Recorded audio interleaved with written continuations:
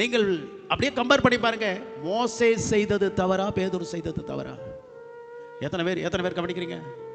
மோசே கிட்ட என்ன சொன்னாரு? அவன் சபிச்சானா? தேவனை சத்தியம் பண்ணானா? கடுமையான பாவம் செய்தானா? இல்லப்பா, பேசுனாரு, அடிச்சிட்டான் கையில் இருந்த. ஏன்னா இதுக்கு முன்னால கண்மலையை போய் இப்படி அடிச்சா தண்ணி வந்துச்சு. அந்த நினைவுல பேசுன்னு சொன்ன வார்த்தையை கவனிக்காம அன்னைக்கு இப்படித்தானே செஞ்சோன்ட்டு அப்படியே அடிச்சிட்டான். தேவனுக்கு கோபம் ஆயிடுச்சு. சின்ன செயலை தேவனால் பொறுத்து கொள்ள முடியவில்லை. இதுதான் பழியின் காலம்.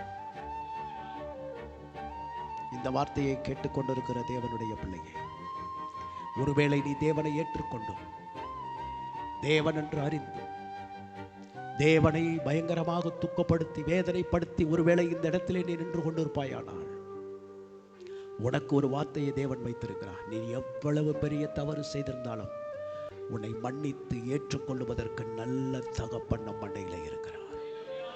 ஹல்லேலூயா. பழைய ஏற்பாட்டு காலத்திலே பழியின் காலம், இது இரக்கத்தின் காலம். எதுவரைக்கும் தேவன் உனக்கு இரக்கம் கொடுப்பார் என்றால் எல்லையில்லாத இரக்கத்தை தேவன் உனக்கு கட்டளையிடுவதற்கு அவர் ஆயத்தமாயிருக்கிறார். அளவே இல்லாத இரக்கத்தை தேவன் உனக்கு காண்பிக்கிறார். மார்க்கு சுவிசேஷத்தின் புஸ்தகம் 16வது அதிகாரம் 7வது வசனத்தை ஒருவர் வாசியுங்கள். மார்க்கு சுவிசேஷத்தின் புஸ்தகம் 16வது அதிகாரம் 7வது வசனம்.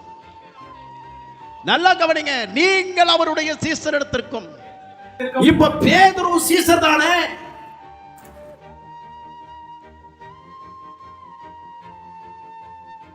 ஏற்கனவே ஒரே வார்த்தையிலேயே முடிஞ்சு போயிடுச்சேங்க. சீசர்னாலே பேதுருவா அங்க இருக்கிறார்ல, நீங்கள் அவருடைய சீசர் இடத்திற்கு போய் சொல்லுங்கள் சொன்ன வார்த்தையே போதும் தானே. ஆனால் அங்கே ஒரு செய்தி எக்ஸ்ட்ரா கொடுக்கப்படுகிறது. என்ன தெரியுமா? நீங்கள் சீசர்கள் இடத்திற்கும். ஏன்னா அவங்க யாரும், சீசர்கள் யாரும் அவரை மறுதலிக்கவில்லை, சபிக்கவில்லை, சத்தியப்படவில்லை. ஆனால் பேதுருவோ மறுதலித்தான், சபித்தான், சத்தியம் பண்ணினான், தேவனை அறியாது என்று சொன்னான். என்ன கேடான வார்த்தைகளை எல்லாம் சொல்லி தேவனை விட்டு புறம்பே போய்விட்டான். மரித்தான், மறுபடியும்